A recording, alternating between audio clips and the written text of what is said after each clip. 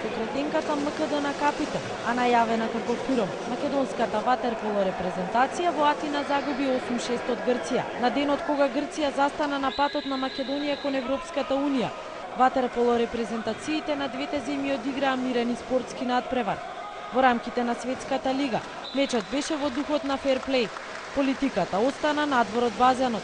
Наравно да сме имали, да се осеќа одреđeni другчиви мотиви, та нека политичка одреđena тензија измеѓу наше земје и грчке земје, меѓутоа јас сам тражио од играча исклучиво да мислимо на спорт, исклучиво да се тако понашају, тоа е наше задолжение. Mi smo se trudili ovde do večeras da u najboljem mogućem svetlu sa sportske strane prezentujemo zemlju. И покрај тоа што голем број од репрезентативците не се родени македонци, сепак политичката ситуација меѓу Македонија и Грција, но и проблемите што ги имаа на граничниот премин, беа мотив и инспирација плюс за нив. Имали smo zaista veliki motiv, ono što su nam priredili na granici, da čekamo 5 sati, onako poniženje, ja nisam doživio u svom životu. Ali dobro, pamtit ćemo i nadam se da ćemo im vratiti sve u Skoplju i to sa kamatom. I nama ne odgovara da dolazimo na velika takmičenja, pa da obilježja s Makedonije skidamo sa svojih leđa. Zbog toga sigurno i mi smo imali motiv više i nadam se da ćemo uspjeti